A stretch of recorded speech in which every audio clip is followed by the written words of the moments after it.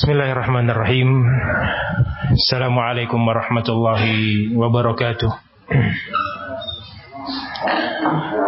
Innal hamdalillah nahmaduhu wa nasta'inuhu wa nastaghfiruhu wa natubu ilayh. Wa na'udzu billahi min shururi anfusina wa min sayyiati a'malina. May yahdihillahu fala mudilla lahu wa may yudlilhu fala hadiya lahu wa asyhadu an la ilaha illallah wahdahu la syarika lahu wa asyhadu anna Muhammadan abduhu wa rasuluh sallallahu alaihi wa ala alihi wa sahbihi wa sallam. Ya ayyuhalladzina amanu ittaqullaha haqqa tuqatih wa la tamutunna illa wa antum muslimun. Ya ayyuhan nas ittaqu rabbakumul ladzi khalaqakum min nafsin wahidah wa khalaqa minha zawjaha wa batha minhuma rijalan katsiran wa nisaa'a wattaqullaha alladzi tasaaluna bihi wal arham innallaha kana 'alaikum raqiba. Ya ayyuhalladzina amanu ittaqullaha wa qulu qawlan sadida yuslih lakum a'malakum wa yaghfir lakum dhunubakum wa may yuti'illaha wa rasulahu faqad faza fawzan 'azima. Amma ba'du fa inna asdaqal hadithi kalamullahi azza wa jal wa khairal hadi hadi Muhammadin sallallahu alaihi wa ala alihi wa sahbihi wa sallam wa syarrul umuri muhdatsatuha fa inna kulla muhdatsatin bid'ah wa kulla bid'atin dhalalah wa kulla dhalalatin finnari thumma amma ba'd. Fa ma'asyiral ikhwah ra'ani wa ra'akumullah kaum muslimin yang dimuliakan dan dirahmati oleh Allah Subhanahu wa taala. Walhamdulillah, pada pagi menjelang siang hari ini 19 Sya'ban 1447 Hijriah atau yang bertepatan dengan 7 Februari 2026 Masehi, Allah Subhanahu wa taala kembali mempertemukan kita di tempat yang penuh dengan keberkahan ini, yang semoga pertemuan kita tercatat di sisi Allah Subhanahu wa taala sebagai pertemuan yang penuh dengan keberkahan, pertemuan yang penuh dengan manfaat, pertemuan yang benar-benar bisa menjadi bekal kita di akhirat kelak sebagai hamba-hamba yang saling mencintai karena Allah Subhanahu wa taala. Amin ya rabbal alamin.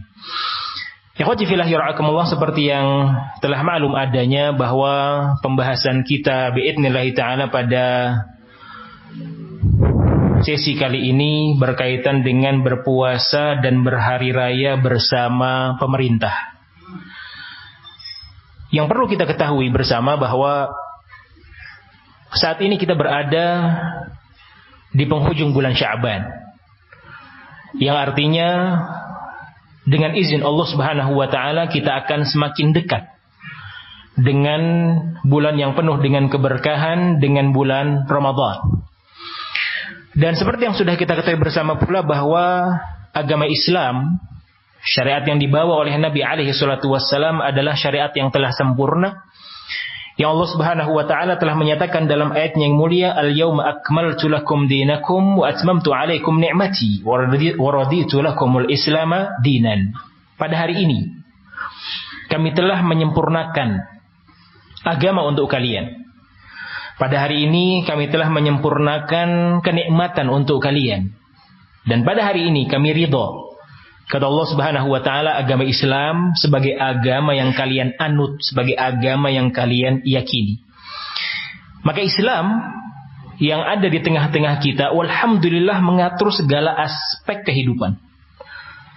Termasuk saat kita akan memasuki bulan yang penuh dengan keberkahan, saat kita akan mendapati bulan Ramadan.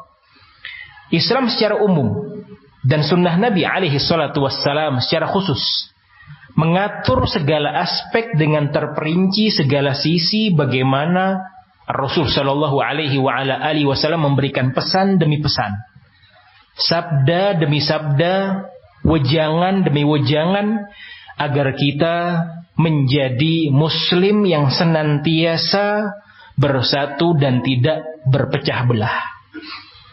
Karena ini merupakan realisasi dari apa yang telah difirmankan oleh Allah Subhanahu wa taala, wa'tasimu bihablillahi jami'an wa la tafarraqu. Kalian semua harus berpegang teguh.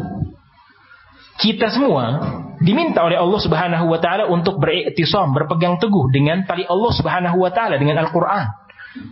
Dan tentunya dengan sunnah Nabi alaihi salatu wassalam sebagai perinciannya. Demikian pula larangan Allah Azza wa Jalla dalam ayat tersebut, wala tafarraqu, dan janganlah kalian berpecah belah. Maka para ulama ahli tafsir, di antaranya Imam At-Tabari rahimahullah, demikian pula Imam Ibnu Katsir, menjelaskan bahwa sebab bersatunya umat ini adalah ketika mereka kembali kepada Al-Quran dan Sunnah. Di sisi yang lain, apabila ada pihak-pihak dari kalangan muslimin yang tidak mau mengembalikan urusannya kepada Al-Quran, tidak mau mengembalikan urusannya kepada Sunnah Nabi alaihi salatu wassalam, maka ujungnya adalah at-tafarruq, perpecahan. Tidak bersatu lagi. Karena mereka sudah menjadi hamba Allah Subhanahu wa taala yang menyelisihi bimbingan Allah Azza wa Jalla. Yang ini sangat waqi', sangat nyata di hadapan kita. Dalam pembahasan ini, hadis yang paling utama yang akan kita bahas biidznillah taala adalah hadis Nabi sallallahu alaihi wa ala alihi wasallam yang datang dari sahabat yang mulia Abdurrahman ibn Sakhr Abu Hurairah radhiyallahu taala anhu arda. Hadis yang diriwayatkan oleh Imam At-Tirmidzi rahimahullah dan disahihkan oleh Al-Imam Al-Muhaddits Muhammad Nasiruddin Al-Albani rahimahullahu taala. Yang mana Nabi sallallahu alaihi wa ala alihi wasallam bersabda, "As-saumu yauma tasumun wal fitru yauma tuftirun wal adha yauma tudahhun." Kata Nabi sallallahu alaihi wa ala alihi wasallam, berpuasa dilakukan pada hari kalian semua berpuasa. Berbuka maksudnya Idul Fitri ditegakkan, dilakukan pada hari kalian semua merayakannya, Idul Fitri tersebut. Adapun hari raya pun demikian. Hari raya Idul Adha khususnya dilakukan pada hari kalian menyembelih hewan-hewan kurban kalian. Inilah yang menjadi asal dalam pembahasan kita, pokok utama dalam pembahasan kita pada pertemuan kali ini. Maka Nabi sallallahu alaihi wa ala alihi wasallam menyampaikan bahwa menentukan awal dan akhir Ramadan benar-benar menjadi sebuah hal yang sangat urgent, yang sangat penting dan sangat berkaitan erat dengan bersatu atau na'udzubillah min dzalik berpecahnya umat Islam. Ketika umat Islam ingin bersatu, tidak ada perselisihan di sana, sama semuanya, apakah memulai bulan Ramadan ataukah memulai Idul Fitri atau mungkin hari raya kurban dan yang semisalnya Idul Adha, tinggal kembali kepada hadis Nabi alaihi salatu wassalam ini. Karena keadaan yang disampaikan oleh Nabi alaihi salatu wassalam adalah berkaitan dengan persatuan umat Islam. Tadi, i'tasimu bihablillahi jami'an wa la tafarraqu. Berpegang teguhlah kalian dengan tali Allah Subhanahu wa taala, berpegang teguhlah dengan Al-Qur'an, berpegang teguhlah dengan hadis-hadis Nabi alaihi salatu wassalam, jangan kalian berpecah belah. Maka kondisi waqi' yang ada, ikhwati fillahi ra'akumullah, saat kita menjadi hamba-hamba Allah Subhanahu wa taala yang tidak mau nurut, dalam tanda kutip sadar atau tidak sadar. Karena kalau secara sadar, logika berpikir manusia yang jernih, semuanya akan mau tunduk dengan Al-Qur'an. Semuanya akan mau tunduk dengan sunnah-sunnah Nabi alaihi salatu wassalam. Tapi ternyata dalam perjalanan hidupnya ada kepentingan-kepentingan hawa nafsu. Ada kepentingan-kepentingan duniawi. Ada wasawis di sana, bahkan mungkin ada amani, ada angan-angan yang semu, ada khida'un batilah. Ada tipu daya syaitan yang akhirnya tidak sadar seorang hamba dia terjerumus ke dalam perkara-perkara yang menyelisihi bimbingan Al-Quran dan menyelisihi bimbingan baginda Rasulullah sallallahu alaihi wa ala alihi wasallam. Maka dalam hadis yang sahih ini sangat jelas bahwa Nabi SAW meminta setiap umat Islam untuk bersatu kapan mereka mulai berpuasa dan kapan mereka mulai berhari raya. Jangan berpecah belah, jangan berbeda pendapat dengan pemerintah yang telah menetapkan, yang alhamdulillah pemerintah kita tidak kurang-kurangnya melakukan berbagai macam upaya, melakukan berbagai macam aktivitas. Bahkan alhamdulillah hari-hari ini telah diumumkan bahwa sidang isbat akan dilakukan pada tanggal 17 Februari nanti. Usaha yang maksimal, jazahumullahu khairal jaza. Tinggal kita sebagai umat Islam secara umum, tinggal kita sebagai rakyat Indonesia secara khusus, ikut apa yang telah diarahkan kepada kita oleh Nabi Shallallahu Alaihi Wasallam. Jangan menyempal, jangan mencari jalan sendiri. Karena kalau mencari jalan sendiri, yang ada adalah al-furqatu wa ikhtilaf. Yang ada adalah perpecahan, perbedaan pendapat. Nanti mulainya ada yang hari Rabu, ada yang hari Kamis, ada yang hari rayanya Kamis, ada yang hari Jumat, dan yang seterusnya. Karena tidak mau kembali kepada pesan dari Allah Subhanahu wa taala, bimbingan dari nabinya sallallahu alaihi wasallam. Ikhwati fillah yarhakumullah, dijelaskan pembahasan ini lebih rinci lagi oleh Syekh Muhammad ibn Saleh Al-Utsaimin rahimahullahu taala. Di dalam majalis syahr Ramadan, beliau rahimahullahu taala menyampaikan, wa idza u'lina thubutu syahri min qibalil hukumah birradio aw ghairihi wajabal amalu bidzalika fi dukhuli syahri wa khurujihi fi Ramadan aw ghairihi. Apabila telah diumumkan, disampaikan bahwa masuknya suatu bulan Ramadan misalkan oleh pemerintah yang sah melalui media-media mereka, beliau contohkan di sini melalui radio misalnya atau yang semisalnya. Ini zaman Syekh Al-Utsaimin belum ada seperti kita, zaman media yang luar biasa. Ketika sidang isbat diselenggarakan, sudah ada live streaming yang menilai atau menampilkan apa hasil sidang isbat tersebut. Di masa beliau rahimahullahu taala, beliau menggambarkan kalau ada keputusan dari hukumah, kalau ada keputusan resmi dari pemerintah yang sah melalui radio atau yang selainnya terkait dengan masuknya suatu bulan, masuknya awal Ramadan, maka wajib, kata beliau rahimahullahu taala, setiap muslim al-amalu bidzalik, merealisasikan, mengamalkan apa yang telah menjadi keputusan pemerintah tersebut, penguasa tersebut. Yang ini merupakan bahagian dari bentuk mendengar dan taatnya seorang hamba kepada Allah Subhanahu wa taala dan Rasulnya alaihi salatu wassalam. Disebutkan alasannya oleh beliau rahimahullahu taala, kenapa ketika masuknya satu Ramadan, ketika masuknya satu Syawal, kita harus mengikuti ketetapan yang sudah dikeluarkan oleh mereka. Li'anna i'lamahu min qibalil hukumah hujjatun syar'iyyatun yajibul amalu biha. Kata beliau rahimahullahu ta'ala, karena pengumuman yang keluar dari pemerintah yang sah, pemerintah yang resmi, dalam hal ini menetapkan awal Ramadan, menetapkan awal Idul Fitri, itu merupakan hujjah syar'i yang harus diamalkan. Bukan hanya sekedar pilihan, oh yang mau mengikuti silahkan, yang tidak mau mengikuti silahkan. Lah, kata beliau rahimahullah, ini hujjah syar'i, mau tidak mau seorang muslim tunduk. Demikianlah akidah ahli sunnati wal jamaah secara khusus, dan akidah kaum muslimin yang harus berpegang teguh dengan firman Allah Subhanahu wa taala, ati'ullaha wa ati'ur rasula wa ulil amri minkum. Taatlah kalian kepada Allah, taatlah kalian kepada Rasul sallallahu alaihi wa ala alihi wasallam, dan kepada ulil amri, penguasa, pemerintah yang sah.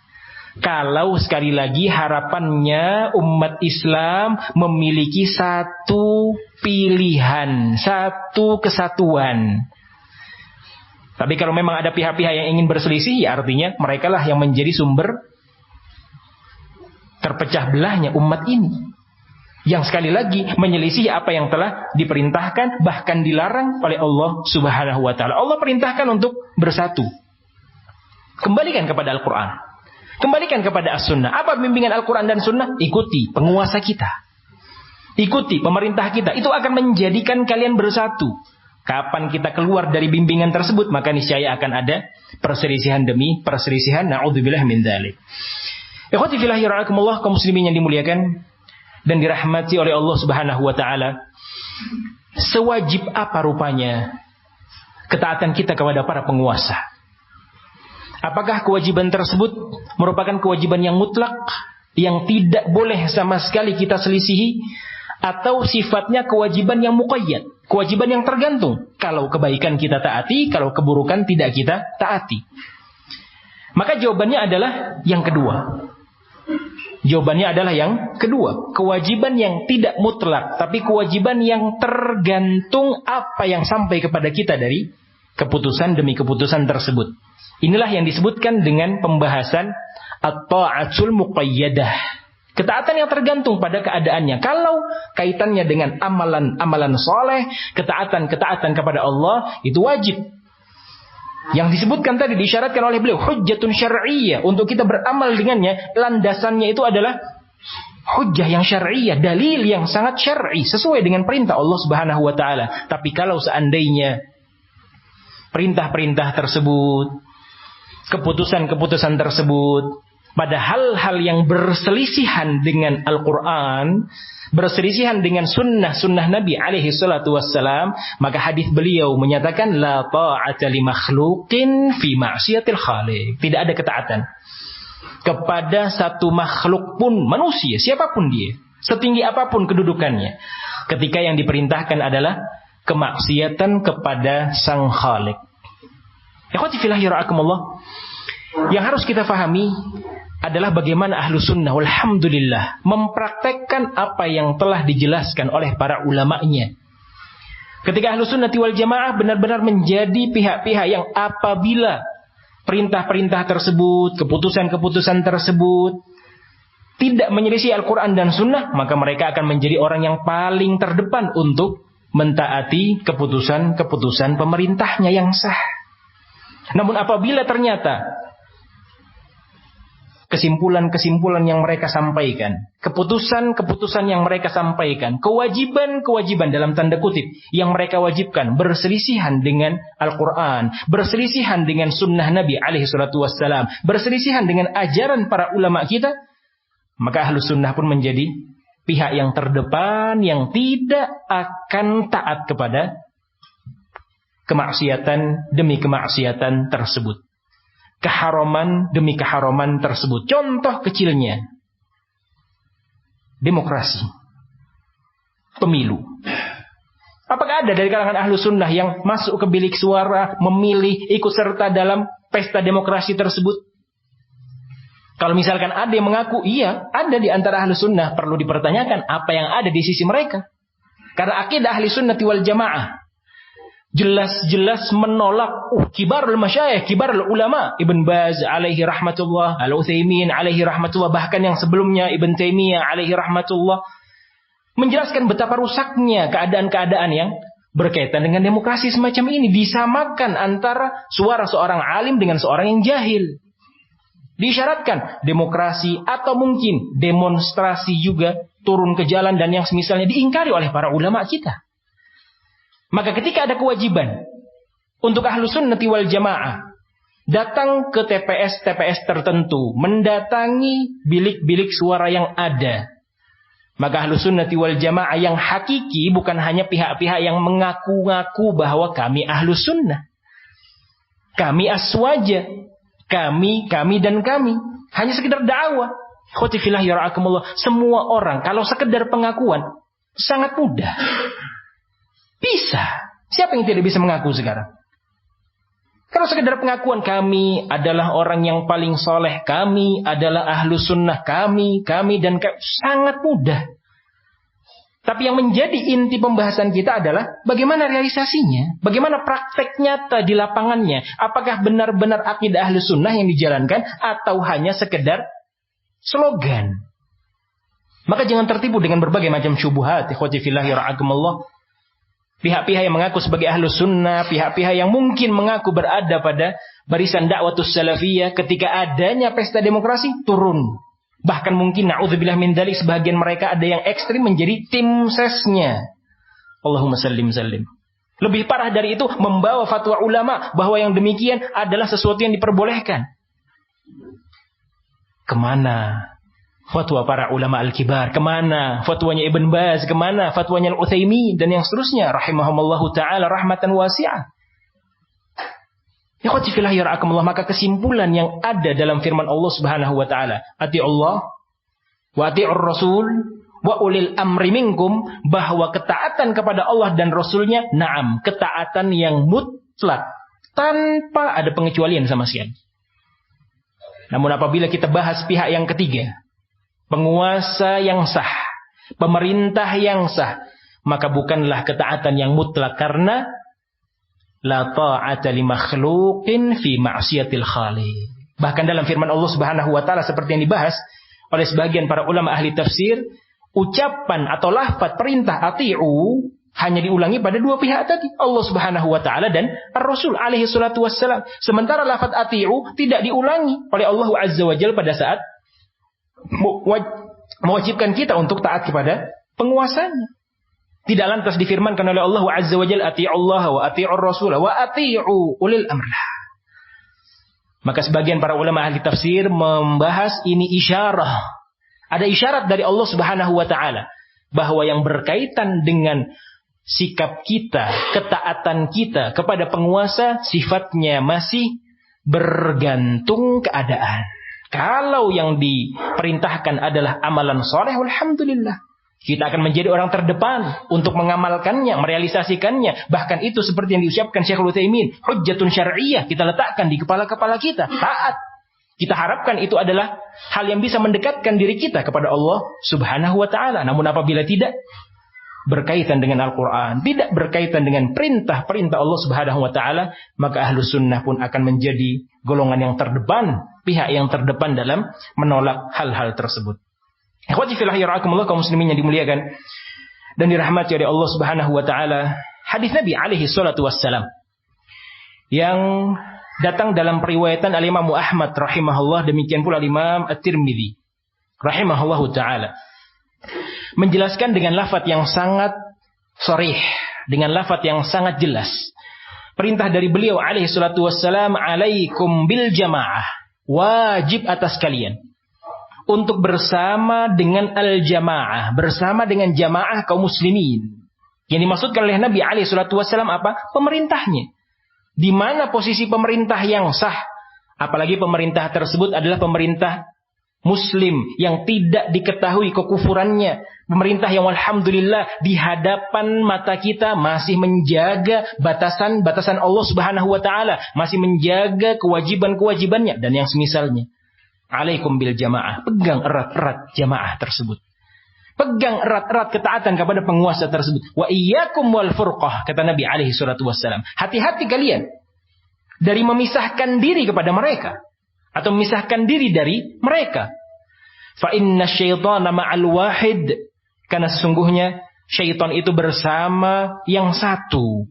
Maksudnya tadi berpisah, menyendiri, tidak mau ikut dengan jamaah kaum muslimin, tidak mau ikut dengan pemerintah yang sah, mereka berpaling sendirian. Maka jalannya syaitan yang hakikatnya diikuti oleh pihak-pihak tersebut. Wa huwa minal itsnaini ab'ad.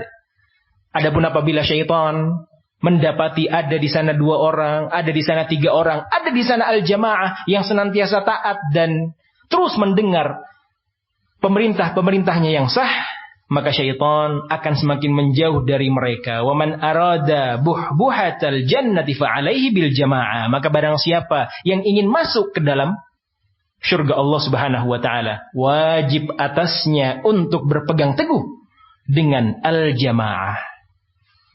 Ikhwati fillah yara'akumullah, kaum muslimin yang dimuliakan dan dirahmati oleh Allah Subhanahu wa taala. Nabi alaihi salatu wassalam pun dalam hadis yang diriwayatkan oleh Imam Ahmad rahimahullah menyampaikan, man kharaja minat ta'ah wa faraqal jamaah mata mitatan jahiliyah. Barang siapa yang tidak mentaati penguasanya. Penguasa berada di satu lembah, dia berada di lembah yang lain. Penguasa berada di sebuah keputusan, dia berada di keputusan yang lain. Menyelisihi. Ini yang dimaksudkan oleh Nabi alaihi salatu wassalam, man kharaja minat ta'ah. Barang siapa yang keluar dari ketaatan. Yang tadi hukum asalnya kita wajib untuk mentaati. Apabila kita tidak mengetahui ada unsur dosa di sana, ada unsur keharaman di sana, ada unsur kemaksiatan di sana, haram hukumnya untuk kita melakukan na'udzubillah min dzalik, penyelisihan kepada penguasa. Kalau dengan bahasa yang lebih sedikit tegas, haram hukumnya untuk kita memberontak. Haram hukumnya untuk kita berupaya mengkudeta mereka. Apapun yang menjadi perintah-perintahnya, keputusan-keputusannya selama sejalan dengan Al-Quran dan Sunnah, maka itu yang wajib dihukumi, dan ahlu sunnah bahkan menjadi seorang atau pihak-pihak yang bertaqarrub, mendekatkan diri mereka kepada Allah Subhanahu wa Ta'ala dengan amalan tersebut. Maka Nabi alaihi salatu wasallam memberikan tanbih, memberikan peringatan, man kharaja minat ta'ah wa faraqal jamaah. Barang siapa yang keluar dari ketaatan pada penguasanya dan dia meninggalkan al-jamaah, tadi jamaatul muslimin. Jamaah yang dimaksudkan di sini adalah jamaah kaum muslimin yang akan senantiasa berada pada naungan Allah Subhanahu wa Ta'ala, berada pada rahmat Allah Azza wa Jalla. Karena itulah yang diperintahkan olehnya Jalla Jalaluh, wa ulil amri minkum. Naungan Allah Subhanahu wa Ta'ala bukan pada kowar-kowar suara kritikan, kowar-kowar suara saran atau pengingkaran di atas mimbar. Lah, itu bukan bahagian dari Islam. Semuanya telah dibahas oleh Nabi alaihi salatu wassalam, telah dibahas oleh para ulama kita. Sesuatu yang sangat diharamkan untuk menasehati penguasa dengan cara yang tidak syar'i. Allahumma sallim sallim. Maka barang siapa yang tidak mentaati penguasanya, dia berpisah dari jamaah kaum muslimin, dia berpisah dari imamnya, berpisah dari pemerintahnya yang sah, mata mitatan jahiliyah. Dia akan wafat dalam kondisi keadaan jahiliyah. Apa maksudnya wafat dalam kondisi jahiliyah? Seorang yang tidak berbaiat, seorang yang tidak memiliki sesuatu yang berkaitan dengan upaya untuk memaksa dirinya taat kepada penguasanya. Itu namanya baiat. Ikhwati fillah yara'akumullah, dijelaskan oleh para ulama khususnya dalam pembahasan akidah ahli sunnati wal jamaah. Baiat itu terbagi menjadi dua. Ada baiat yang sifatnya hissi, baiat yang sifatnya memang nyata, terang-terangan, artinya para sahabat, contoh nyatanya, ketika berbaiat kepada Nabi alaihi salatu wassalam dengan bersalaman, dengan berjanji, aku berjanji wahai Rasulullah demikian. Nabi alaihi salatu wassalam membaiat para sahabatnya secara langsung, hissi itu namanya. Terjadi jabatan tangan, terjadi baiat antara satu orang dengan orang yang lainnya, antara Nabi alaihi salatu wassalam dengan para sahabatnya. Aku baiat kalian untuk senantiasa mendengar dan taat kepada pemerintah. Aku baiat kalian untuk senantiasa bersilaturahim. Aku baiat terus demikian. Itu yang namanya hissi. Ada makna yang kedua yang dijelaskan oleh para ulama kita adalah berkaitan dengan baiat yang maknawi. Baiat yang tidak nyata. Artinya baiat itu terletak pada jiwa-jiwa kita, keyakinan-keyakinan kita, akidah-akidah kita. Maka inilah yang diisyaratkan oleh Nabi sallallahu alaihi wasallam.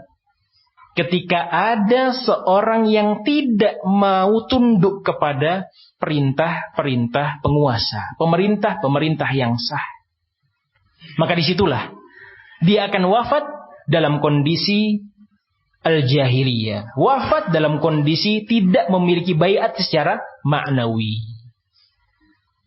Karena Nabi sallallahu alaihi wasallam mewajibkan setiap umatnya alaihi salatu wassalam untuk berbaiat kepada penguasanya, kepada pemerintah yang sah. Dan seperti yang sudah kita sampaikan tadi, baiat terbagi dengan dua jenis pembahasan. Maka baiat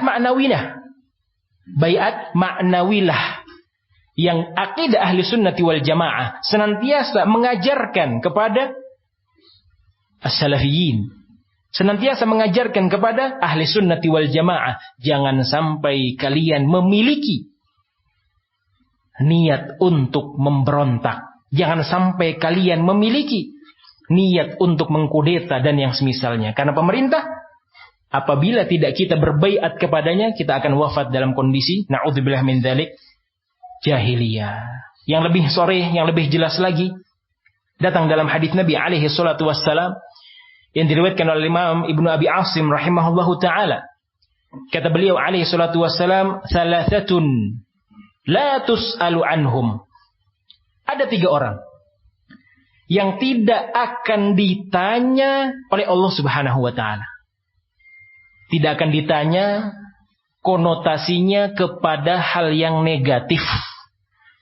Tidak akan ditanya maksudnya adalah dia diabaikan, dia akan dilalaikan, dia tidak akan diperdulikan oleh Allah Subhanahu wa taala. Di mana kita di hari esok membutuhkan apa yang berkaitan dengan rahmat Allah, kasih sayang Allah, perhatian Allah Subhanahu wa taala.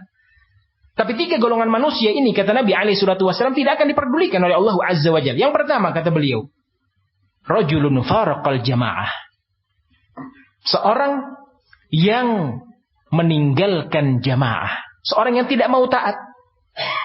Seorang yang tidak mau tunduk kepada perintah-perintah penguasanya. Tadi seperti kita gambarkan, ditetapkan awal Ramadan hari Rabu, dia mulai hari Selasa. Ditetapkan Idul Fitri hari Kamis, dia mulai hari Rabu dan yang seterusnya. Atau mungkin dia selisih setelahnya hari Jumat dan yang semisalnya. Diselisih, faraqal jamaah. Kemudian kata beliau alaihi salatu wassalam, yang kedua, asa imamahu. Orang yang bermaksiat kepada penguasanya. Bermaksiat kepada penguasa ini cakupannya dengan caci maki, cakupannya dengan mengingkari tanpa hak, dimaksiati, dituduh dengan tuduhan-tuduhan dusta dan yang semisalnya. Demikian pula yang ketiga, kata Nabi sallallahu alaihi wa ala alihi wasallam, wa mata 'asiyan, dalam kondisi dia wafat dengan kemaksiatan tersebut. Ikhwati fillah yara'akumullah, kaum muslimin yang dimuliakan dan dirahmati oleh Allah Subhanahu wa taala. Golongan yang pertama, seorang yang memisahkan dirinya dari al-jamaah. Golongan yang kedua, seorang yang bermaksiat kepada imamnya, bermaksiat kepada penguasanya. Demikian pula golongan yang ketiga, yang wafat dalam kondisi maksiat tersebut. Artinya, ketika di sana ada yang bermaksiat kepada imamnya, kepada penguasanya, pintu taubat masih terbuka lebar. Yang ingin bertaubat silahkan bertaubat, yang ingin kembali kepada Allah silahkan kembali kepada Allah. Namun apabila sampai kepada tingkatan yang lain, ternyata Allah Jalla wa'ala menakdirkan dia wafat dalam kondisi bermaksiat tersebut, maka siap-siaplah menjadi golongan yang na'udzubillah min dzalik, tidak akan ditanya, tidak akan diperdulikan oleh Allah Subhanahu wa taala. Bahkan yang lebih sharih lagi, lebih tegas lagi, Nabi alaihi salatu wasallam menyampaikan dalam hadis yang diriwayatkan oleh Imamul Hakim rahimahullahu taala, man kharaja minal jama'ati qaida shibrin faqad khala'a raqabatal Islam. Barang siapa yang berpisah dari al-jamaah, berpisah dari keputusan penguasanya, keputusan pemerintahnya, sungguh dia telah melepaskan, na'udzubillah min dzalik, agama Islam, baiat Islam pada dirinya, min unukihi, dari lehernya, hatta yuraji'ahu, sampai dia kembali. Ikhwati fillah yara'akumullah, hadis Nabi alaihi salatu wassalam ini menggambarkan kepada kita bahwa baiat yang ditetapkan oleh syariat dengan 2 jenis yang tadi sudah kita sebutkan, itu ibarat seperti sebuah rantai. Yang mana rantai ini akan bisa memposisikan kondisi kita sebagai hamba Allah Subhanahu wa taala. Apakah rantai ini kita lepas begitu saja, yang nantinya kita akan menjadi hamba yang liar, hamba yang tidak tahu kemana arahnya, Islam mengajarkan semacam ini, kita akan pergi ke arah yang lainnya terus. Tapi ketika ada rantai tersebut, rantai baiat tadi, kita akan terbatas. Gerak kita akan terbatas. Dan inilah hakikat dari apa yang disampaikan oleh Nabi alaihi salatu wassalam, ad-dunya sijnul mu'min. Dunia ini penjara. Jadi memang kita dalam kehidupan dunia ini tidak bisa bebas. Bukan waktunya untuk berfoya-foya. Bukan waktunya untuk kita melakukan apapun yang hawa nafsu kita ajarkan. Belum. Nanti di yaumul qiyamah kesempatan. Makanya ketika syariat Islam, khotifillah yara'akumullah, mengharamkan satu hal yang diharamkan olehnya subhanahu wa ta'ala, maka akan ada balasan yang sangat manis bagi orang-orang yang mau bersabar dengan rantai-rantai tersebut. Contoh kecilnya, ketika seorang hamba diharamkan oleh Allah Jalla wa'ala untuk mengkonsumsi al-khamr. Ketika seorang hamba, khususnya seorang muslim, diharamkan oleh Allah Subhanahu wa ta'ala untuk memakai pakaian yang terbuat dari kain sutra. Maka lihat, ketika ada hamba-hamba Allah Subhanahu wa ta'ala yang bersabar dengan aturan-aturan tersebut, balasan dari Allah Jalla wa'ala apa? Dia yang berpuasa dalam tanda kutip dari khamr dunia, nanti di yaumul qiyamah, di hari esok, diberikan khamr al-akhirah, minuman yang sangat memanjakan hawa nafsu kita di hari esok dengan izin dari Allah Subhanahu wa ta'ala. Tapi seandainya ada seorang hamba yang sudah, na'udzubillah min dzalik, menenggak, bahkan mungkin mencicipi dalam riwayat yang lainnya khamr di dunia dan tidak bertaubat dari perkara tersebut, maka Allah Jalla wa'ala mengharamkan khamr tersebut di akhiratnya. Na'udzubillah min dzalik. Demikian pula pakaian yang terbuat dari sutra. Ketika kita benar-benar bersabar dengan rantai tersebut, ketika kita benar-benar bersabar dengan penjara tersebut, maka balasan yang sangat indah ketika muslimin akan dipakaikan oleh Allah Subhanahu wa ta'ala kain sutra yang sangat lembut di akhiratnya. Ikhwati fillah yarahmukumullah, itulah Islam. Itulah syariat Allah Subhanahu wa ta'ala. Itulah syariat Nabi sallallahu alaihi wa ala alihi wasallam. Maka digambarkan oleh beliau, barang siapa yang tidak sabar dengan rantai-rantai tersebut, dengan batasan-batasan tersebut, bahkan dia khala'a, dia lepas dari jiwanya, dari lehernya, dari tubuhnya, dari raganya, maka Nabi sallallahu alaihi wa ala alihi wasallam menggambarkan dia keluar dari al-Islam. Allahumma sallim sallim. Dilanjutkan oleh beliau alaihi salatu wasallam, "Wa man mata wa laysa alaihi imamun jama'ah fa inna mautatahu mautatan jahiliyah." Dan barang siapa yang wafat dalam kondisi dia tidak memiliki imam, tidak memiliki pemerintah yang sah yang dia taati, yang dia tunduk kepada mereka, sungguh dia wafat dalam kondisi jahiliyah. Dia mati dalam keadaan matinya kaum al-jahiliyah. Na'udzubillah min dzalik. Ikhwati fillah yarahmukumullah, oleh karenanya yang berkaitan dengan hal ini, para ulama kita tidak sedikit yang menyimpulkan bahwa haula al-khawarij, kaum khawarij. Kaum khawarij itu jenis dan modelnya banyak. Disebutkan oleh Syekhuna Ubaid ibn Abdullah ibn Sulaiman al-Jabiri dalam penjelasan beliau saat mensyarah Ushulus Sunnah karya Imam Ahmad rahimahullah, bahwa kaum khawarij terbagi menjadi dua. Istilah khawarij ini terbagi menjadi dua. Ada yang secara umum dan ada yang secara khusus. Yang secara umum adalah pihak-pihak yang memberontak kepada penguasanya dalam kondisi mereka masih meyakini keislaman. Jadi bukan meyakini kekufuran, masih meyakini Islamnya pemerintah tersebut. Namun kenapa mereka memberontak? Ya, di gambaran mereka, pemerintah ini tidak adil, pemerintah ini banyak melakukan pelanggaran-pelanggaran, pemerintah ini dan itu. Terus demikian yang digambarkan oleh mereka. Ikhwati fillah yarahmukumullah, ini yang disebutkan oleh Syekhuna rahimahullah Khawarij dengan istilah secara umum. Mereka memberontak dalam kondisi keyakinan mereka pemerintah itu masih muslim. Kalau sudah masuk dalam istilah yang khusus, maka mereka meyakini bahwa pemerintah itu tidak lagi dalam keislaman. Pemerintah tersebut sudah kufur, sudah keluar dari Islam. Pemerintah yang kafir. Pemerintah yang menyelisihi Al-Quran.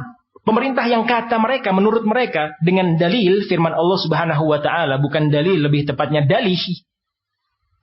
Apa yang difirmankan oleh Allah Azza wa Jalla, "Wa man lam yahkum bima anzalallah fa ulaika humul kafirun." Barang siapa yang tidak berhukum dengan hukum-hukum Allah Subhanahu wa ta'ala, maka mereka adalah orang-orang yang kufur kepada Allah Azza wa Jalla, orang-orang kafir. Menurut mereka, siapapun, pihak manapun, penguasa manapun yang tidak berhukum dengan Al-Quran dan Sunnah, maka keluar dari Islam. Ini khawarij di istilah yang khusus, kata Syekhuna rahimahullahu ta'ala. Dan ternyata cabangnya tidak berhenti sampai di situ. Mereka yang memiliki istilah yang khusus tadi, yang berakidah dengan akidah istilah khawarij yang khusus, terbagi lagi menjadi dua. Yaitu mereka yang dikenal dengan Al-Qa'adiyah, yang hanya sekedar menghasut. Muhadarah-muhadarahnya, khutbah-khutbahnya, kaitannya dengan celaan kepada penguasa, celaan kepada pemerintah. Pemerintah begini dan begitu, zalim, rakyat membutuhkan sosok yang adil, wa ila akhirih. Bahkan tidak sedikit dengan langsung menyebut bahwa si fulan adalah presiden yang kafir. Seperti yang kita tahu dari ucapan Abu Bakar Ba'asyir, SBY kafir, langsung. Hasutan tak?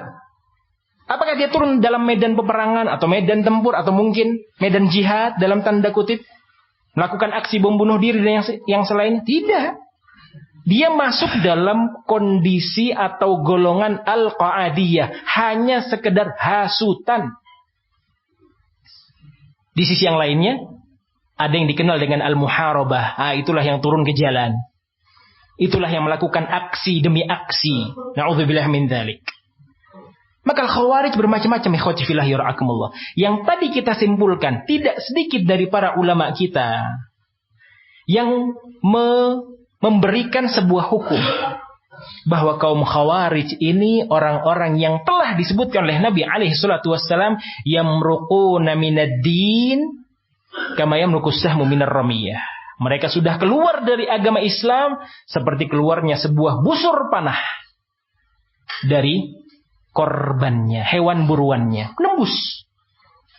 Nembus di bahagian perutnya rusa misalkan. Dari satu sisi kiri tembus ke sisi kanan.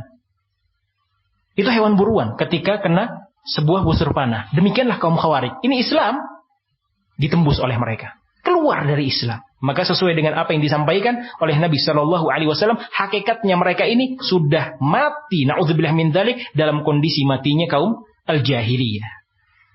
Tidak ringan, ikhwati fillah yarhakumullah. Perkaranya besar. Aqidah min aqaidi ahli sunnah dalam perkara ini sangat gamblang, sangat jelas. Bahkan Nabi alaihi salatu wassalam menyampaikan tahdzir, peringatan yang sangat keras bagi pihak-pihak yang menentang penguasanya, menentang pemerintahnya. Ini bukan hanya berkaitan dengan 1 Ramadan hari Rabu, kemudian dia mulai hari Selasa, 1 Ramadan hari Kamis, kemudian dia mulai hari Jumat. Bukan hanya masalah itu.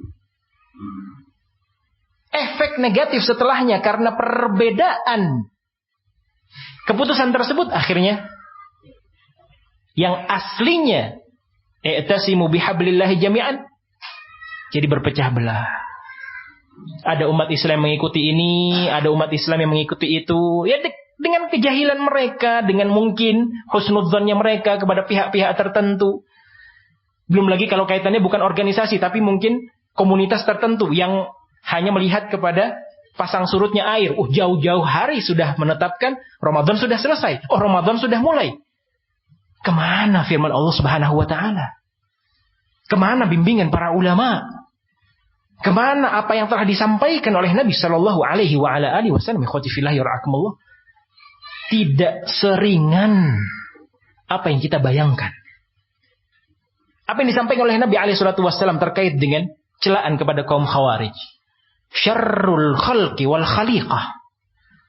Manusia yang paling buruk, ciptaan Allah Subhanahu wa taala yang paling buruk. Bahkan ketika ada jasad, ada mayat Al-Khawarij yang wafat, disebutkan oleh Nabi SAW, syarrul qatla tahta adimis sama. Ini merupakan mayat yang paling buruk di bawah kolong langit. Na'udzubillah min dzalik. Allahumma sallim sallim. Tahdzir.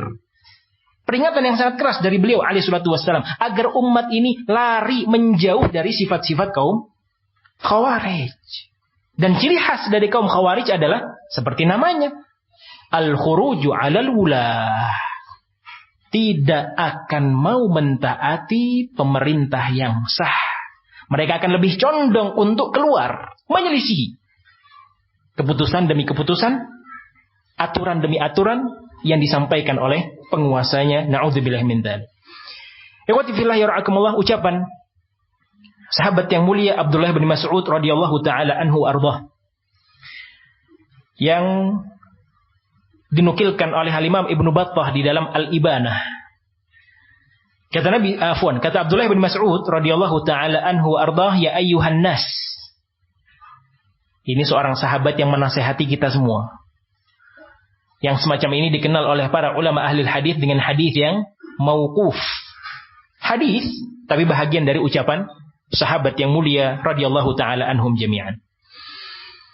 Kata beliau radhiyallahu taala anhu ardah, wahai sekalian manusia, alaikum bit-ta'ati wal jamaah, wajib atas kalian mentaati pemerintah yang sah.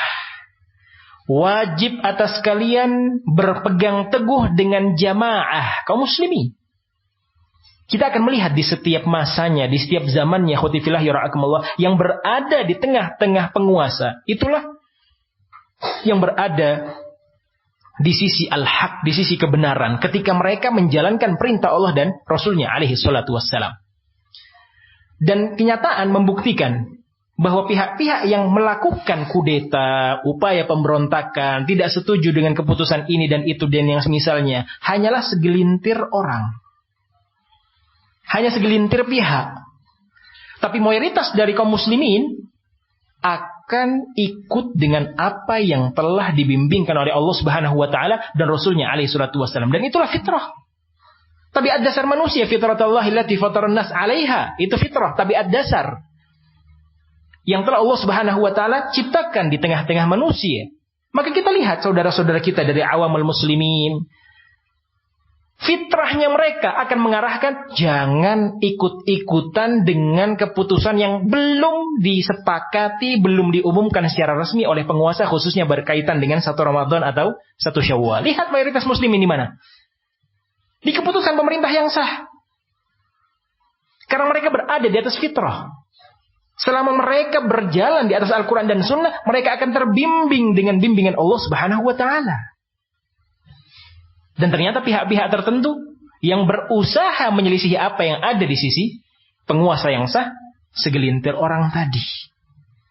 Yang menyebabkan al-furqah, yang menyebabkan al-ikhtilaf, perselisihan di tengah-tengah umat Islam.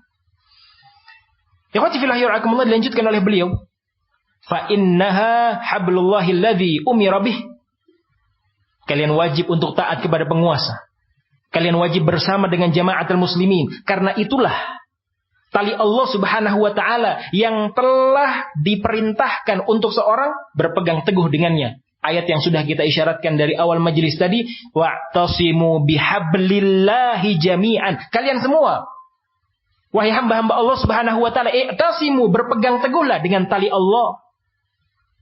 Tali Allah ditafsirkan dengan berbagai macam penafsiran dari kalangan para sahabat radhiyallahu taala anhum jami'an. Ada yang menafsirkan Al-Qur'an seperti yang tadi sudah kita isyaratkan, ada yang menafsirkan sunnah Nabi alaihi salatu wassalam. Ibnu Mas'ud, sahabat yang mulia, menafsirkan bahwa talinya Allah yang dimaksudkan di sini adalah ketaatan kepada penguasa.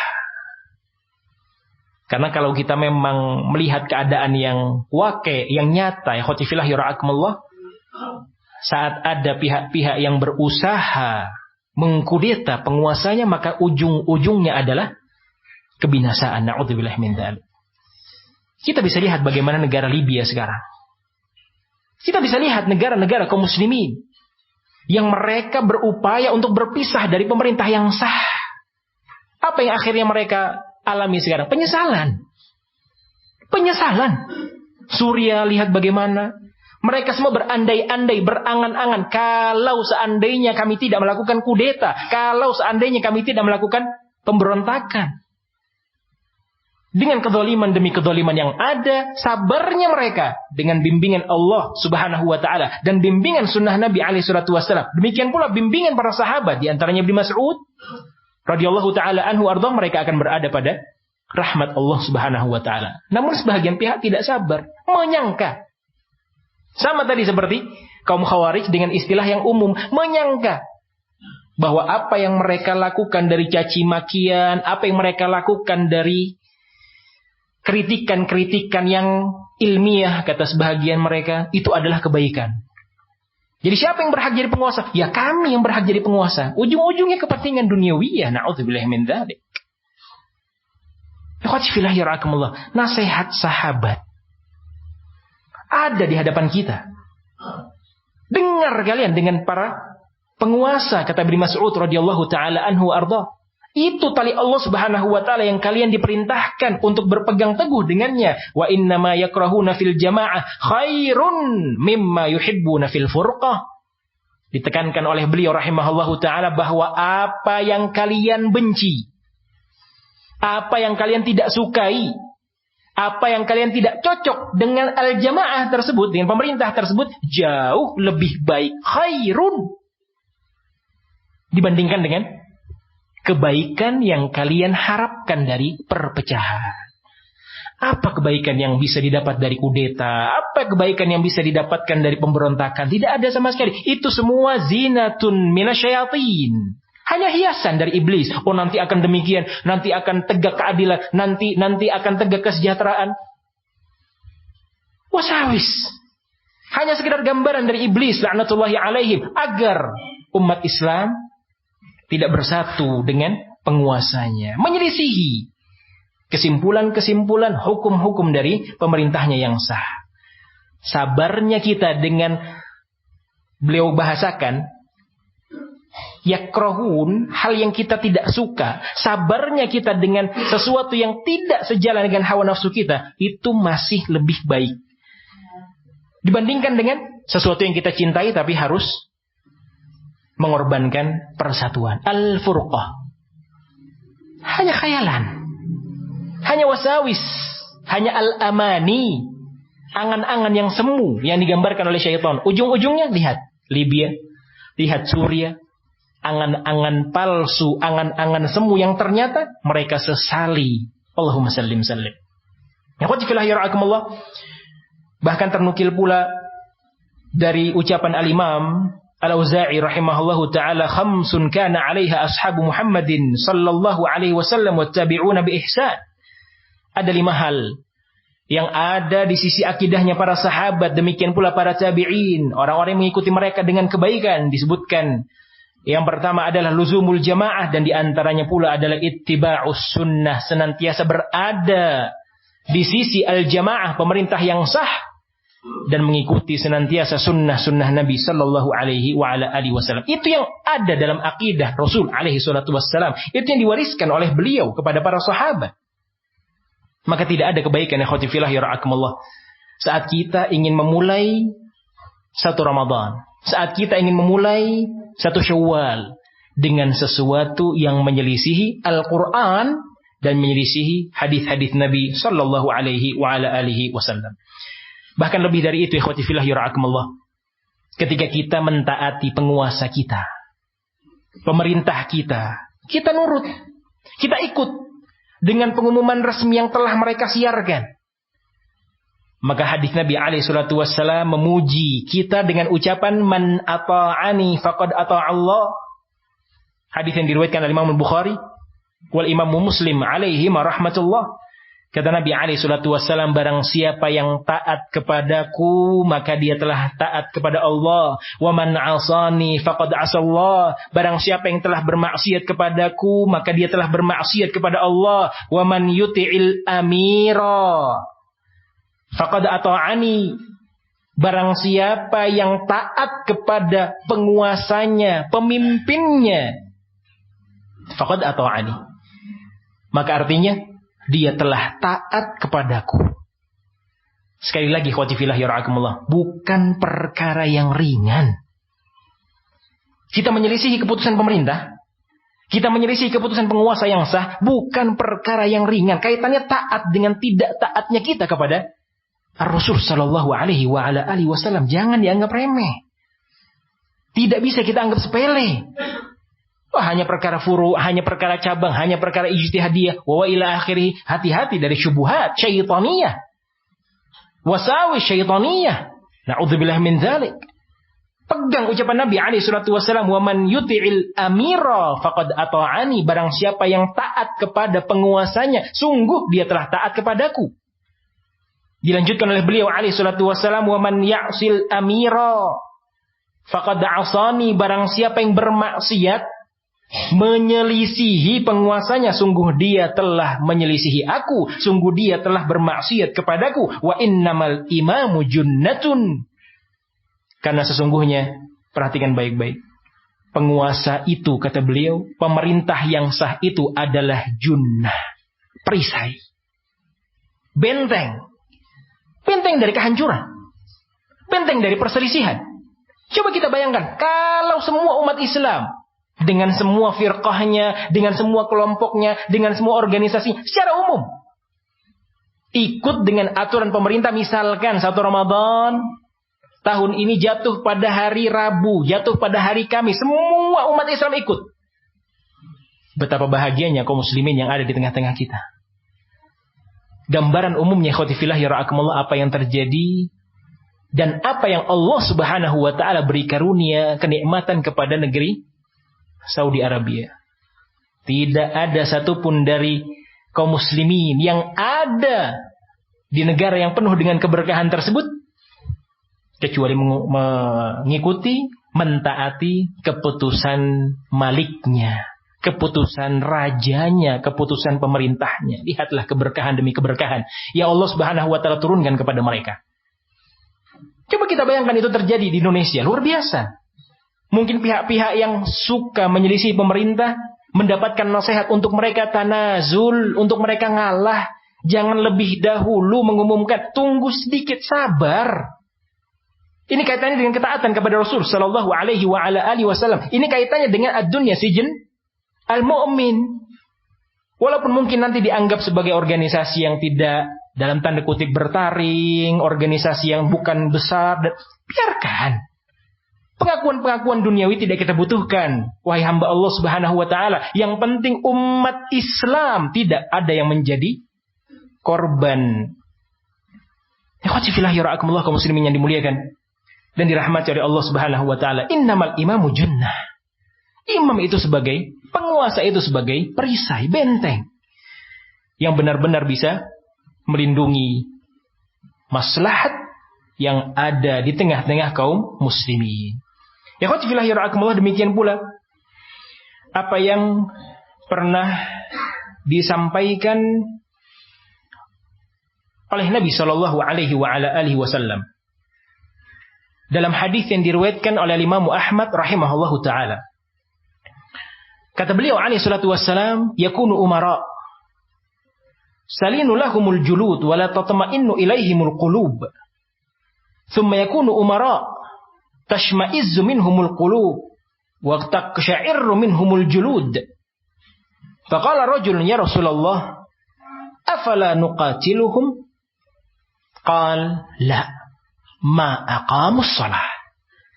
Kata Nabi sallallahu alaihi wa ala alihi wasallam, akan datang sebuah masa di mana ada pemerintah-pemerintah, penguasa-penguasa, imam-imam. Kalau kita bicara imam, bukan imam sholat maksudnya, tapi imam penguasa. yang akan na'udzubillah min dzalik tidak membawa kebaikan, tidak membawa kesejahteraan.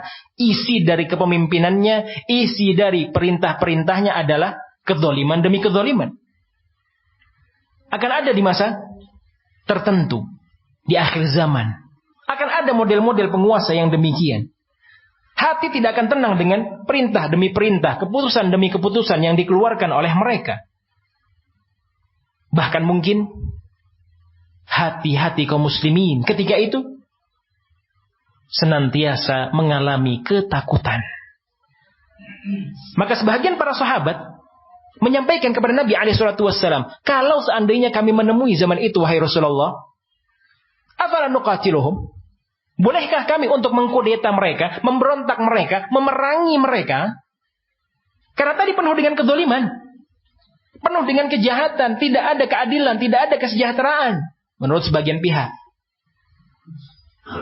Apakah boleh kami memerangi mereka, wahai Rasul sallallahu alaihi wasallam? La, tidak diizinkan sedikit pun oleh Nabi sallallahu alaihi wasallam. Jangan berusaha mencoba-coba untuk mengkudeta, memberontak dengan banyaknya kezaliman yang ada di tengah-tengah mereka. Islam tidak mengajarkan untuk demo, Islam tidak mengajarkan untuk memerangi, Islam tidak mengajarkan untuk berusaha mengkudeta. Atau mungkin memuji pihak-pihak yang turun dalam pemberontakan demi pemberontakan tersebut. La.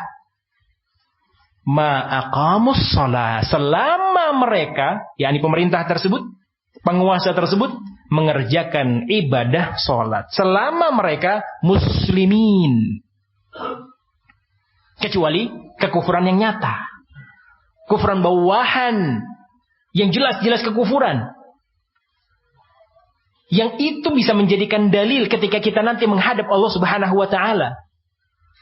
Kufuran bawahan, wahai Allah Subhanahu wa taala, ini kekufuran yang nyata, kekufuran yang zahir, kekufuran yang sangat jelas yang dilakukan oleh penguasa. Misalkan menghalalkan khamar, menghalalkan zina, wa ila akhirih. Itu pun masih dipersyaratkan oleh para ulama. Ada tidak kekuatan di tengah-tengah muslimin untuk menyelisihi mereka, untuk mengkudeta mereka, memberontak mereka? Kalau tidak ada kekuatan di tengah-tengah muslimin, jangan. Para ulama kita tegas dalam permasalahan ini. Khotifillah yara'akumullah. Sekali lagi bukan perkara yang remeh ketika kita mengabaikan keputusan demi keputusan mereka. Yang terakhir datang dari sahabat yang mulia Adi Ibnu Hatim radhiyallahu taala anhu arda. Yang mana beliau menyampaikan, kulna, kami mengatakan, ya Rasulullah, la nas'aluka an ta'atin man ittaqa. Wahai Rasulullah, kami tidak bertanya tentang kewajiban mentaati penguasa, yang mana penguasa itu bertakwa, yang mana penguasa itu soleh, dia mensejahterakan rakyatnya. Kami tidak bertanya tentang itu, wahai Rasulullah. Walakin man fa'ala wa fa'al. Yang kami tanyakan, wahai Rasulullah, adalah yang melakukan demikian dan demikian, yang melakukan kezaliman demi kezaliman. Fadzakara syarr, disebutkanlah keburukan demi keburukan yang ada di tengah-tengah penguasanya. Maka Nabi sallallahu alaihi wasallam menyampaikan, ittaqullah, bertakwalah kalian kepada Allah, wasma'u wa ati'u, tetap dengar dan tetap taat. Jangan sampai menyelisihi apa yang ada di tengah-tengah keputusan-keputusan pemerintah. Bimbingan langsung dari Rasul sallallahu alaihi wasallam. Mereka bukan pemerintah yang baik. Mereka bukan pemerintah yang sah. Karena waktu yang terbatas, ikhwati fillah yara'akumullah, kita tidak sempat membawakan kisah Imam Ahmad rahimahullah. Kisah Imam Ahmad sangat bisa kita ambil pelajaran ketika beliau dan para ulama yang lainnya di masa beliau dipaksa. Ucapkan Al-Quran itu adalah ciptaan Allah, wahai Ahmad bin Hanbal, wahai Aba Abdillah. Tidak. Kalau tidak, engkau akan aku penjara, dan yang seterusnya. Panjang, ikhwati fillah, insyaallah ta'ala akan kita lanjutkan di sesi yang berikutnya. Semoga Allah Subhanahu wa taala memberikan kemudahan, karena sudah ada peringatan dari para panitia. Jazakumullah khair, wal afu minkum ala taqsir. Kurang lebihnya mohon dimaafkan. Wa bihadzal qadar kifayah, wa sallallahu wa sallama wa barak ala nabiyina Muhammad wa ala alihi wa sahbihi ajma'in, wa akhiru da'wana anil hamdulillahi rabbil alamin. Tafaddalu ya ra'akumullah. Wassalamualaikum warahmatullahi wabarakatuh.